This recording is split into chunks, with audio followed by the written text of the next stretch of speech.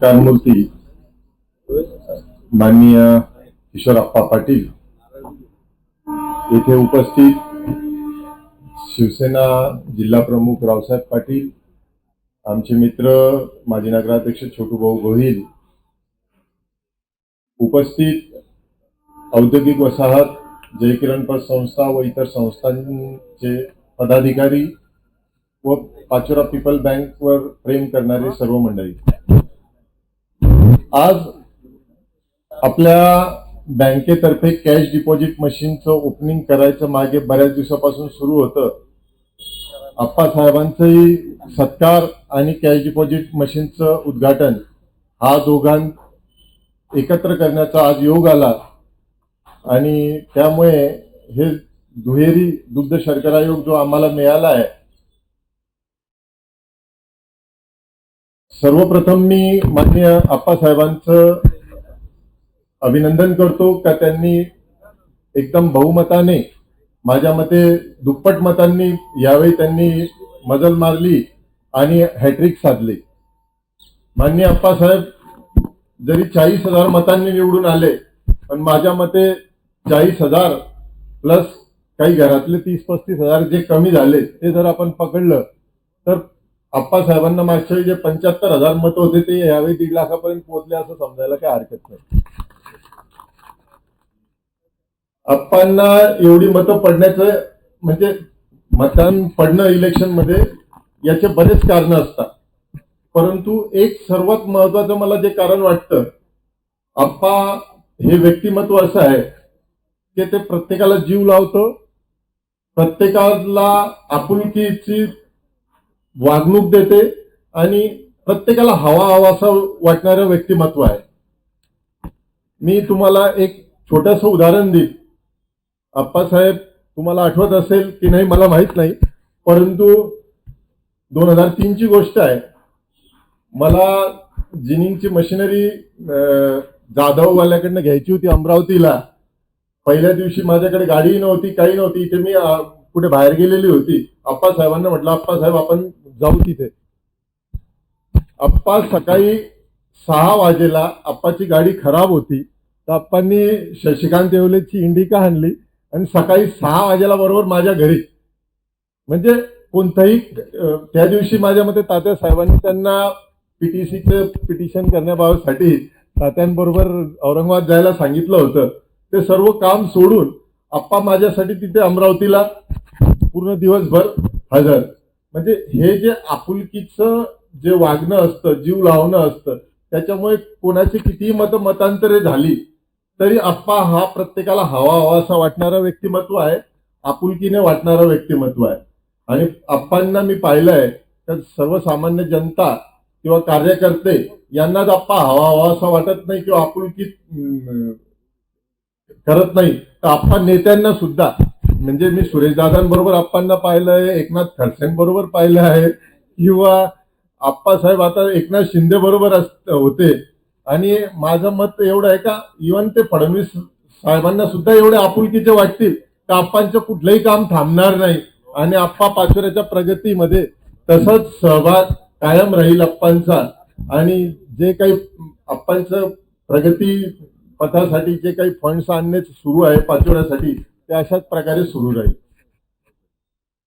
आप्पांनी ही जी काही मजल मारली आहे, मी थोडंसं बोलू इच्छितो का आप्पांनी म्हणजे सर्वसामान्यांचे प्रश्न जाणण्याचं, आप्पांनी एका एकदम कष्टाळू जीवनापासून, म्हणजे मी आज आप्पांकडनं जे ऐकलंय, विहिरीतनं मोटर काढण्यापासून तर निर्मल सीड्स मधले काम, त्याच्यानंतर उद्योग, मी खालच्या तळापासून तर मुख्यमंत्र्यांच्या सोबत बसण्यापर्यंत सर्व लोकांना एवढं एकरूप करून घेतलं आहे तर आप्पाकडे कोणीही माणसं आले तरी आप्पाला त्या प्रत्येक कामाची जाण असते, प्रत्येकाचं दुःखाची जाण असते. आणि मला वाटतं का त्यामुळे कुठेतरी मतदान करताना सर्वांनी या गोष्टीचा नक्कीच विचार केला असेल. आणि आप्पांना आज जे काही मोठ्या प्रमाणात बहुमत मिळालं त्याच्यामध्ये हाही एक महत्वाचा आप्पांच्या व्यक्तिमत्वाचा सुद्धा भाग असेल. आता आज आपल्या बँकेचं सीडीएम मशीनचं ओपनिंग आहे. आपल्या बँक आता मी जसं बोललो का प्रशांतने सांगितलं का बँकेवर 2019 पासून रिझर्व्ह बँकेचे सॅपचे निर्बंध होते. त्याच्यामुळे बँकेला बऱ्याच बंधनातनं जावं लागत होतं. कर्ज वाटप असो, डिपॉझिट स्वीकारणं असो, बाकीच्या डिजिटलायझेशन करणं असो. मागच्या फेब्रुवारी महिन्यामध्ये ते सॅपचे बंधनं आमच्यावरची उठली. त्याचबरोबर पाचोरा पीपल बँक ही एका जिल्ह्यापुरती मर्यादित होती.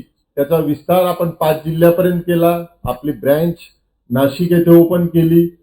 बँकेच्या ठेवीच्या आम्ही ज्यावेळी पदभार स्वीकारला त्या 75 कोटीच्या आसपास पोहोचून गेला होता. एनपीए प्रमाण वाढलेलं होतं. ते आज दुप्पटीच्या वर आपल्या ठेवी होऊन गेल्या. तर हे सर्व आपल्या सर्वांचं सहकार्य आणि आप्पासाहेबांसारख्यांचं मार्गदर्शन यामुळे आपल्याला शक्य झालेलं आहे. आणि मी माझ्या मते बँकेने जे बऱ्याच काही गोष्टी केल्या त्याच्यातल्या मी काही गोष्टी सांगेन. पहिले पाचोरा पीपल बँकेचं शाखेवरचा चेक यायचा 3 दिवस लागायचे चेक क्लिअरिंगला. आता आप्पासाहेब तिथनंच फोटोचा स्कॅन होतं आणि त्याच दिवशी तो क्लिअरिंगला जात असतो. जेव्हा आरटीजीएस एनईएफटी व्हायचं, एचडीएफसी बँकेतनं लिस्ट यायची, ती होस्ट टू होस्ट सिस्टीम होती. आता बँकेने एपीआय टू एपीआय सिस्टीम निर्माण केली आहे. त्याच्यामुळे बँकेचा आरटीजीएस एनईएफटी डायरेक्ट खात्यामध्ये जमा होतो लोकांच्या. बँकेने जे डिजिटलायझेशन केलं आहे त्याच्यामध्ये तुमचे जे कर्ज प्रकरण आहे त्याचं सर्व सॉफ्ट कॉपी निर्माण होते. बऱ्याच इथे असे प्रकरण मागे झालेले आहे का ज्यांचे बोजे होते ते परस्पर कसे उतरून गेले ते कोणालाच समजले नाही. तर ते प्रकारांना निर्बंध बसावा म्हणून सर्व प्रकार डॉक्युमेंटेशनचं डिजिटलायझेशन असेल, एटीएम सुविधा असेल आणि लवकरच आता पाचोरा पीपल बँकेचं ऍप निर्माण झालेलं आहे. व्यापाऱ्यांना ऍप नुसार सुद्धा आपलं देवाणघेवाण करता येत आहे. माझ्या मते प्ले स्टोअरवर गुगलवर आपला ऍप उपलब्ध आहे. बाकी QR कोडची सुविधा सुद्धा या 15 दिवसात सुरू होणार आहे पाचोरा पीपल बँकेची. तर पाचोरा पीपल बँकेने सर्व पद्धतीने विकास करण्याचं आपण पुढे येत आहोत आणि मला वाटतं याच्यामध्ये आपल्या सर्वांचा सहभाग फार महत्वाचा आहे. आज आम्हाला ह्या एटीएम आपल्या सीडीएम मशीनच्या ओपनिंग बरोबर आप्पासाहेबांचं स्वागत करण्याची संधी मिळाली. त्याबद्दल आम्ही आप्पासाहेबांचं आणि आपण सर्व उपस्थित राहिलेल्या सर्वांचं मी मनपूर्वक आभार मानतो आणि माझे 2 शब्द सांगतो. पाचोरा पीपल बँकेने आयोजित केलेल्या या सत्कार समारंभासाठी उपस्थित बँकेचे चेअरमन आणि या कार्यक्रमाचे अध्यक्ष आमचे मित्र आदरणीय अतुल भाऊ संघवी, बँकेचे व्हाईस चेअरमन आदरणीय प्रशांत भाऊ अग्रवाल, शिवसेनेचे जिल्हा प्रमुख आदरणीय रावसाहेब पाटील, आपल्या नगरीचे माजी नगराध्यक्ष संजयजी गोहिल, मंचावर उपस्थित असलेले पाचोरा पीपल बँकेचे सर्व सन्माननीय संचालक, सर्व सन्माननीय व्यासपीठ, समोर उपस्थित असलेले सर्व गावातील उद्योजक, व्यापारी बांधव आणि मित्रांनो, मी पहिल्यांदा आपल्या सगळ्यांच्या साक्षीने पाचोरा पीपल बँकेने जे नवीनच सीडीएमचं मशीनचं लोकार्पण उद्घाटन आपल्या सगळ्यांच्या साक्षीने झालं असं या ठिकाणी जाहीर करतो. पाचोरा पीपल बँक आणि औद्योगिक वसाहत, जय किरण प्रभाजी पतसंस्था, भारतीय जैन संघटना आणि सर्व पदाधिकाऱ्यांनी जो माझा सत्कार या ठिकाणी केला त्याबद्दल सर्व बांधवांचे, सर्व संस्थांचे मी मनापासून आभार मानतो, आपल्याला धन्यवाद देतो. बांधवांनो, खरं म्हणजे निश्चितपणे सरांनी आपल्या सूत्रसंचालनातून जे सांगितलं की या पाचोऱ्यामध्ये माझ्या रूपाने अनेक प्रकारचा इतिहास मला वाटतं या शहरामध्ये या ठिकाणी झाला. मग तो हॅट्रिकच्या रूपाने असेल, मताधिक्याच्या रूपाने असेल किंवा वेगवेगळ्या पद्धतीचा इतिहास या शहरामध्ये मी केला असं त्यांचं म्हणणं होतं. परंतु मला असं वाटतं की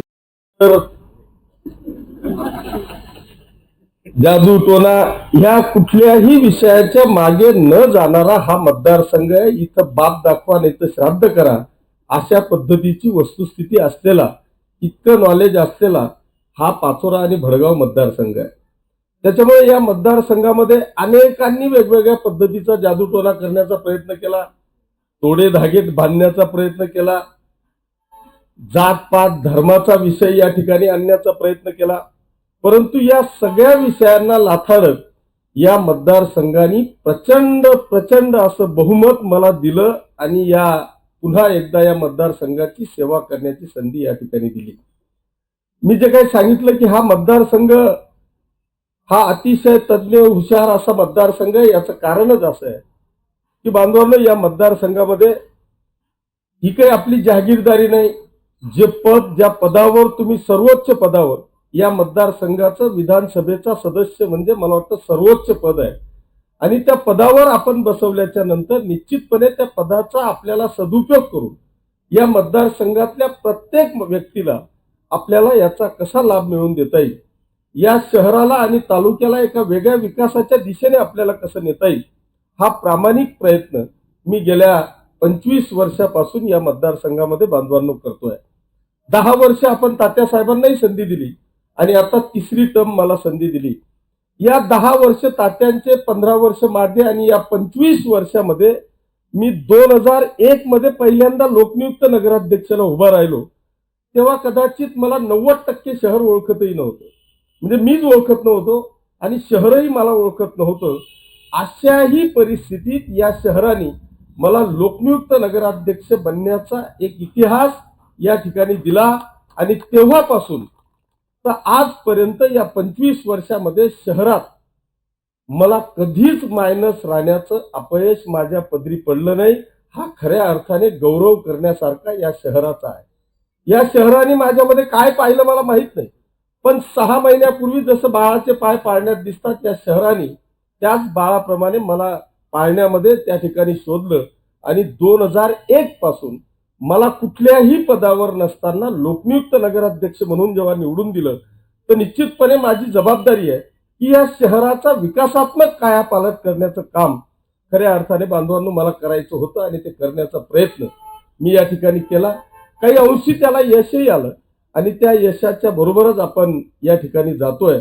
या शहरामध्ये अनेक प्रकारच्या सोयी सुविधा मी आणल्या, पण त्या जर का आपल्याला पुढे पाहायच्या असतील तर अजून 2 वर्षाचा अवधी आपल्याला खऱ्या अर्थाने या शहरामध्ये विकासाच्या दृष्टिकोनातून पाहायला मिळतील की ते असे अनेक कामं आहेत की त्या शहराचे सगळे विकास कामं आत्ता चालू आहेत, पण ते अजून प्रत्यक्षात आपल्याला पाहायला मिळालेले नाही. असे अनेक विषय आहेत. या शहराचा आणि तालुक्याचा विकास करत असताना बांधवांनो कोणी स्वप्नात पाहिलं नव्हतं अशी कामं आपण या ठिकाणी केली.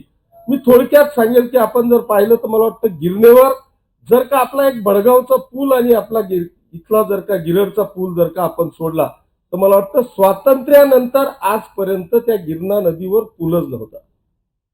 पण आज या 5 वर्षाच्या कार्यकाळामध्ये मी असे जवळपास 100 पुलं बांधले असतील. त्याच्यातल्या गिरणेवरचे 7 पुलं की ते इकडून जर का ह्या गावातून आवाज दिला, पांढरत मध्ये मी जर उभा राहिलो तर निंबोऱ्याच्या व्यक्तीला मी आवाज देऊ शकतो, पण त्याला जर का पांढरतला यायचं असेल तर त्याला ही वस्तुस्थिती होती. मी थेट त्या ठिकाणाहून मग ते वाडे, गुडे ते नावरे, पांढरत निंबोरा, भडगाव ते पेठ, भडगाव ते वाघ, दोघं बांबरूड, दोघं भातखंडे, मायजी ते उतराल, हे सगळेच्या सगळे 7 पुलांची निर्मिती आपण केली. येणाऱ्या 1-2 वर्षामध्ये जेव्हा सगळी वाहतूक या पुलांवरून जाईल त्यावेळेस खऱ्या अर्थाने आयुष्यभर मरेपर्यंत किशोरप्पाचं नाव त्या ठिकाणी कोणीही खोडू शकणार नाही. ही वस्तुस्थिती आहे. रोड, रस्ते, गटार, पाणी हा तर आमचा जीवनावश्यक हक्क आहे, तो आपल्याला मिळायलाच पाहिजे. तो म्हणजे तो मिळतोच आहे. किंबहुना स्वातंत्र्यापासून आजपर्यंत ह्या 3-4 गोष्टी आम्ही मागत होतो की आम्हाला आजही जर का आम्ही ग्रामीणमध्ये गेलो तर ग्रामीणचा व्यक्ती आजही हेच मागतो, मला माझ्या घराजवळचा रस्ता द्या, पाणी द्या, गटार द्या, लाईट द्या. अर्थात तो माझा मूलभूत अधिकार आहे, पण तो अधिकार सुद्धा मला स्वातंत्र्यापासून आतापर्यंत मिळू शकलेला नव्हता. पण बांधवांनो आज आपल्या पाचोरा आणि भडगाव तालुक्याचे 100% गावांमध्ये आपण पाणी पुरवठ्याच्या योजना या मंजूर करून आज गावातलं तालुक्यातलं एकही गाव आपल्याला पाण्यापासून वंचित आपल्याला दिसणार नाही अशी व्यवस्था पाण्यासाठीची आपण निर्माण केली. सेम परिस्थिती विजेची होती. तुम्ही म्हटलात की मुळापर्यंत जा किंवा खाली शेंड्यापर्यंत आले पण मुळापर्यंत जा. तर मी आपल्याला या निमित्तानं मी सांगेन की मी खऱ्या अर्थाने हा महाराष्ट्र किंवा आपला मतदारसंघ हा शेतकऱ्यांशी निगडीत असलेला हा मतदारसंघ आहे. आपण फक्त शेतकरी राजा करतो, पण मी आपल्याला या ठिकाणी आश्वासित करतो की मी नुसतं शहराचं नाही तर ग्रामीण भागामध्ये आपण नेमकं काय केलं पाहिजे याच्यावर आपण खऱ्या अर्थाने विचार केला. आज जवळपास पाचोरा आणि भडगाव मतदारसंघातल्या 100% शेतातून निघणाऱ्या प्रत्येक पाण्याच्या थेंबाला मी अडवण्याचा प्रयत्न केला आणि ते पाणी अडल्यामुळे 5 वर्षापूर्वी ज्या शेतात प्यायला पाणी मिळत नव्हतं तो शेतकरी आज 100% बागायतदार किंवा फळ बागायतदार आपल्याला दिसतोय. याचं एकमेव कारण की मी 10 वर्षापासून केलेलं जलयुक्त शिवार असेल, जलसंधारण असेल, जलसंपदा असेल, या तिघही विभागांच्या माध्यमातून तुम्ही नुसतं एकदा दिघीला जा आणि दिघीवरून लोटारला या. दिघी ते लोटार 29 बंधारे प्रति किलोमीटर आपण बांधले. पुढच्या बंधाऱ्याचं पाणी मागच्या बंधाऱ्याला टच होत आहे आणि आता ज्या विहिरी कोरड्या ठाक झालेल्या होत्या ते 100% पाणी त्या शेतकरी बांधवाला मिळतंय. जो आमचा केळीचा कसगाव नगरदेवळाचा बेल्ट जिथं केळीच्या वॅगिन्ससाठी रेल्वे थांबायच्या पण तिथं आता खायला केळी मिळायची नाही, आता पुन्हा एकदा तो आपला शेतकरी बांधव उद्या केळीची वॅगन्स तिथं भरू शकेल अशी व्यवस्था आपण त्या ठिकाणी केली. पाणी केलं. तीच परिस्थिती या तुमच्या आपल्या पाचोरा भडगाव मध्ये विजेच्या बाबतीतली होती. एखाद 2 33-11 केव्हीचे सबस्टेशन सोडले तर इथं विजेची परिस्थिती इतकी भयानक होती. आज आपण पाचोरा आणि भडगाव तालुके मिळून जवळपास 12 ते 15 33-11चे सबस्टेशन निर्माण केले आणि 132 केव्हीचं भडगावला मोठं सबस्टेशन निर्माण केलं. पाणी आणि वीज संपली. आता आमची मागणी आहे फक्त शेतात जाणारा रस्ता. पाचोरा भडगाव तालुक्यामध्ये 700 किलोमीटर शेत रस्ते आहे. त्याच्यापैकी 450 किलोमीटरचे शेत रस्ते या तुमच्या आमदारांनी ऑलरेडी मंजूर करून ठेवून दिले. आता फक्त काम चालू करा आणि शेतापर्यंत पोहोचा. खऱ्या अर्थाने मुळापर्यंत जातोय. आता तुमचा जो काही विषय आहे हे सगळेजण उद्योजकच आपण आहात. मी MIDC आपल्या सगळ्यांच्या आशीर्वादाने नगरदेवळाला आपण मंजूर केली. जवळपास 350 हेक्टरवर ती सगळी MIDC मंजूर होऊन आता अंतिम टप्प्यात म्हणजे येणे करून आणि पाणी पुरवठ्याची पाईपलाईन करून त्याला रोड रस्ते करणे एवढाच एक शेवटचा टप्पा राहिला आहे. उलट माझी आपल्याला सगळ्यांना या निमित्तानं विनंती आहे. आता सुदैवाने पाचोरा पीपल बँकही 75 वरून 150 कोटीवर चालली गेली आहे. कोणाला कर्ज द्यावं हा प्रश्न अतुल भाऊंच्या समोर आहे. त्याच्यामुळे मला तरी असं वाटतं की आपण उद्योजक म्हणून जर पुढे आलात आणि नगरदेवळा मी ती चॉईसच याच्यासाठी केली की आपण रेल्वे स्टेशन तिथे आहे, हा नॅशनल हायवे तिकडून गेलेला आहे आणि याच्या बाजूला आपण 132 केव्हीचं सबस्टेशन त्या ठिकाणी चालू केलेलं आहे. गिरणेवरून आपण वरखेड लोंढे बॅरेजवरून पाणी पुरवठ्याची योजना त्या ठिकाणी आणतोय.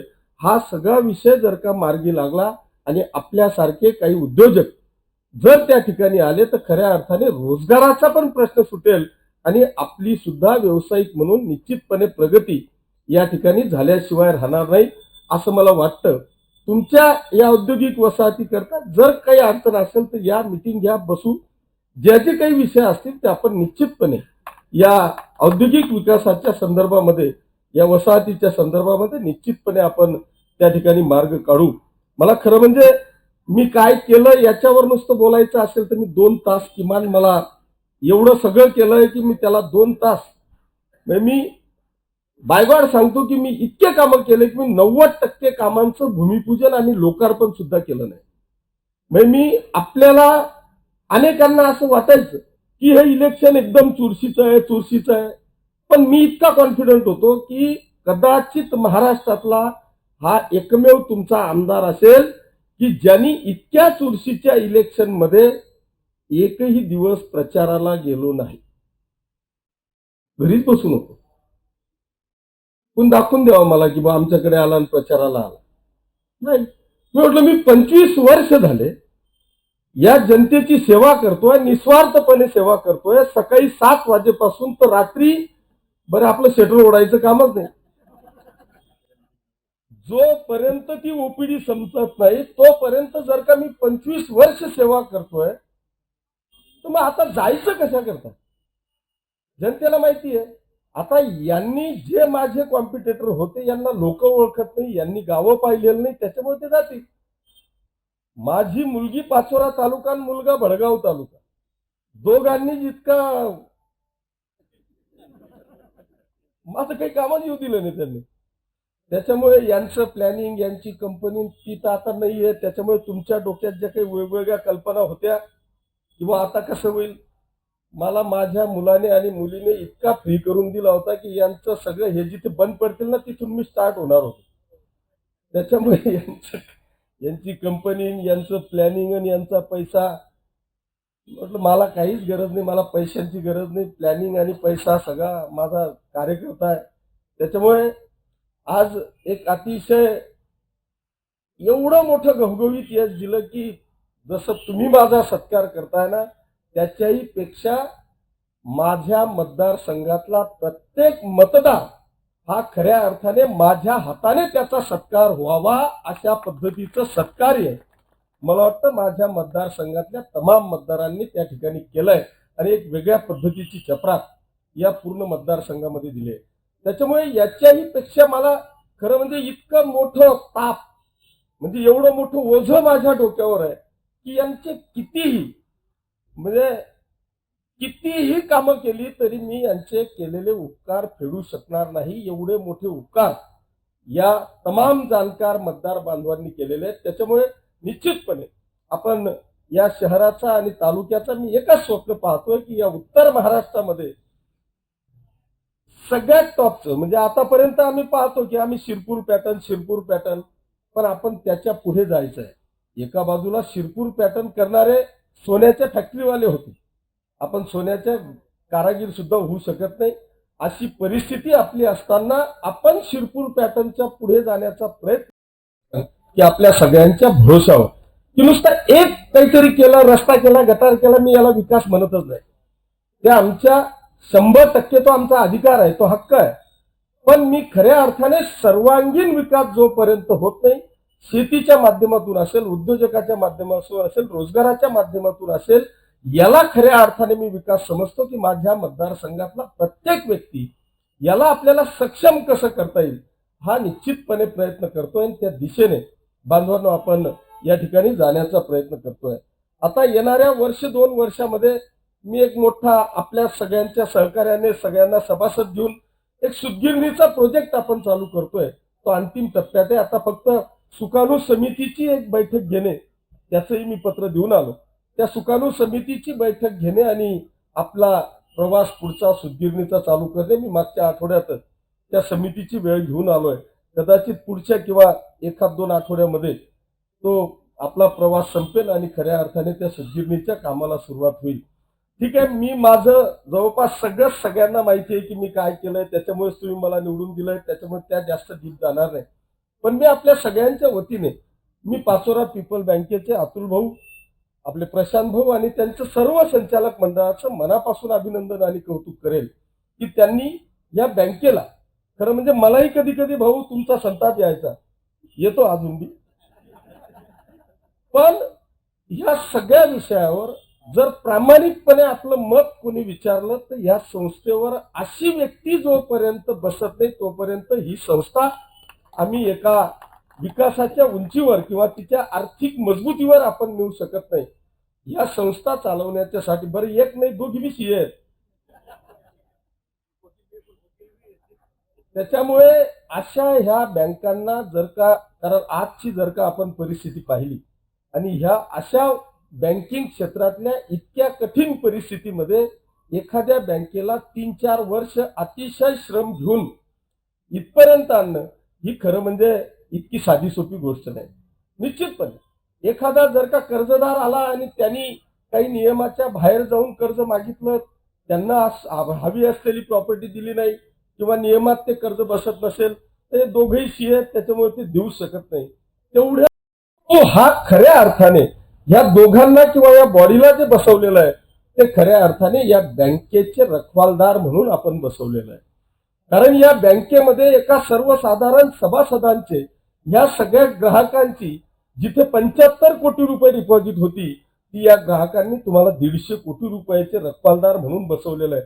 त्याच्यामुळे ते भांडवल सांभाळण्याची जबाबदारी खऱ्या अर्थाने तुमची आहे. वाटायला तर काय, एकच दिवस फक्त दुकान उघडं करा, नियम बाजूला ठेवा, तासाभरात तर आपलं सगळं दुकान आउट होईल. पण आपल्याला हे सगळं करत असताना जोपर्यंत आमचा डिपॉझिटर सभासद म्हणून आम्ही त्याला डोळ्यासमोर ठेवत नाही तोपर्यंत खऱ्या अर्थाने आपण बँकिंग क्षेत्रामध्ये विकास करू शकणार नाही. एका जिल्ह्यात आपल्या असलेल्या शाखा आता आपण 5-7 जिल्ह्यापर्यंत पोहोचलात. मी तुमचं खरोखर मनापासून अभिनंदन आणि कौतुक करत असताना आज खऱ्या अर्थाने माझा नागरी सत्कार आपण ठेवलाच, पण या नागरी सत्काराच्या बरोबर एक डिपॉझिटर्स लोकांना एक मोठी हमी तुम्ही या कार्यक्रमाच्या निमित्ताने या ठिकाणी दिली की आपण काळजी करू नका, आम्ही तुमच्या 150 करोड रुपयाच्या डिपॉझिटचे रखवालदार आहोत, त्याच्यामुळे आपण अडचणीत येऊ शकणार नाही, अशा पद्धतीची हमी किंवा असा संदेश मला वाटतं आजच्या कार्यक्रमाच्या रूपाने आपण या सर्व 5-7 हजार सभासदांना पाचोरा आणि भडगाव तालुक्याच्या या ठिकाणी आपण दिलाय. त्याच्यामुळे तुमचं मनापासून अभिनंदन आणि कौतुक करतो आणि अशाच पद्धतीची आपल्या बँकेची वाटचाल आपण करावी.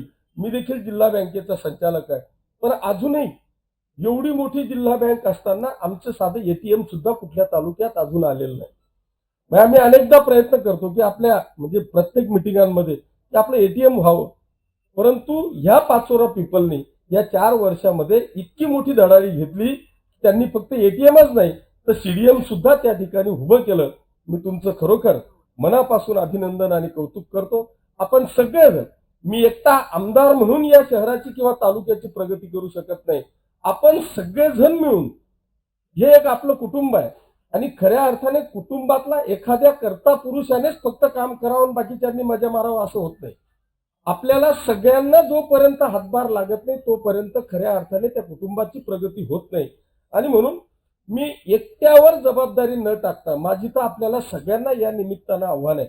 आता तुमचं सगळं आटोपलं, माझ्या समोर फक्त शहरातला जो महत्वाचा विषय आहे तो म्हणजे पाण्याचा आहे की आम्ही आजही 4-5 दिवसाआड पाणी देऊ शकत नाही. हे शल्य मी ऐन इलेक्शनच्या सभेत घेतलं की मी हे मला आजही शल्य, याचं एकमेव कारण आहे की ते पाण्याची व्यवस्था माननीय बापूसाहेब केम बाप्पू असताना त्या काळामध्ये तो आपला केटीवेअर झाला, त्यावेळेचं पाचोरा शहराचं पॉप्युलेशन मला वाटतं 25,000 होतं आणि आज 1.25 लाखाच्या पुढे ते पॉप्युलेशन आहे. तिथली पाणी पुरवठ्याची परिस्थिती म्हणजे तिथून येणारं पाणी आणि आता ह्या 10 वर्षामध्ये आपल्या पाचोरा शहराचा झालेला विकास मला वाटतं जवळपास 25-30 किलोमीटरची पेरिफेरी मध्ये हे पाचोरा शहर वाढलं. येणारं पाणी आणि तिथून होणारं डिस्ट्रीब्युशन याचा ताळमेळच बसत नाही. त्याच्यामुळे किशोरप्पा सारखे 10 आले तरी ते पाणी आपण रोज देऊ शकणार ही वस्तुस्थिती. आपण आता 60 करोड रुपयाची डिस्ट्रीब्युशन स्कीम, फिल्ट्रेशन प्लॅन हे तर मंजूर केलं, पण तिथून पाणी आपण उचलण्याकरता ज्या केटीवेअरची कपॅसिटी आहे ती महिन्याभराच्या वरती आपण ते पाणी जाऊ देत नाही. म्हणून मी पर्यायी व्यवस्था म्हणून आपण वाघूरवरून आपण ती व्यवस्था केली. जवळपास 56 किलोमीटरची पाईपलाईन आहे, 150 करोड रुपयाचा तो प्रोजेक्ट आहे. आता ही नुसती पाईपलाईन आणायची नाही तर एक जवळपास 7-8-10 पाण्याच्या टाक्या आणि ती 56 किलोमीटरची पाईपलाईन जोपर्यंत आपण आणत नाही, 2 फिल्ट्रेशन प्लॅन, त्याची एजन्सी पीएमसी आपण नेमून टाकलेली आहे. येणाऱ्या वर्षभरात त्या देखील कामाला सुरुवात होऊन एक साधारणतः 2 वर्षाच्या आत असा मानस आहे की या शहराला 100% दररोज किंवा 1 दिवसाआड पाणी देऊ अशा पद्धतीची व्यवस्था आपण या शहरामध्ये बांधवांनो या ठिकाणी निर्माण करतोय. मी आता मला वाटतं जास्त होऊन जाईल 12:30 झाले, जाऊ दे, मालवी गामफुट राहिला. तर मला असं वाटतंय की ज्या पद्धतीने मी सांगितलं की आपण अतुल भाऊंना या ठिकाणी त्यांच्या सगळ्या सवंगड्यांसह रखवालदार म्हणून आपण या बँकेमध्ये बसवलंय. तीच जबाबदारी आता माझ्यावर आहे की मला देखील आपण या मतदारसंघाचा रखवालदार म्हणून या ठिकाणी ठेवलेलं आहे. सालदार म्हणून मी या ठिकाणी आलेलो आहे. निश्चितपणे जसं तुम्ही प्रत्येक वेळेस आपण सालगड्याचं साल वाढवून देतो तसं तुम्ही माझं साल वाढवून दिलेलं. हा ना, मग वाढवून दिलेलं आहे ना. हा, मोठी परीक्षा. असो, मी पुन्हा एकदा तुमचे पाचोरा शहराचे या संपूर्ण मतदारसंघाचे मनापासून आभार मानतो. त्यांना धन्यवाद देतो की त्यांनी प्रचंड असा एक वेगवेगळ्या पद्धतीचा इतिहास करून मला पुन्हा एकदा या मतदारसंघाची सेवा करण्याची संधी प्राप्त करून दिली. त्याबद्दल आपल्यासह सर्व मतदारसंघाचे मनापासून आभार मानतो. पाचोरा पीपल बँकेला मनापासून धन्यवाद देतो की त्यांनी या सीडीएमच्या उद्घाटनाच्या निमित्तानं माझा एक वेगवेगळ्या संस्थांकडून नागरी सत्कार या ठिकाणी घडवून आणला. त्याबद्दल पाचोरा पीपल बँकेच्या सर्व सन्माननीय संचालकांचे मनापासून आभार मानत असताना मालपुरे सरांना मी विनंती करेन की आपण नुसते मनापासून राहण्यापेक्षा धडापासून पण इकडे येऊन गेले. तुम्हाला वाटतं आता हरकत नाही, नाही ते शेवटी आठवलं, तिथे लक्ष नव्हतं, हरकत नाही. असो, पुन्हा एकदा आपल्याला सगळ्यांना मनापासून धन्यवाद. उद्याच्या येणाऱ्या मकर संक्रांतीच्या शुभेच्छा. धन्यवाद. जय हिंद, जय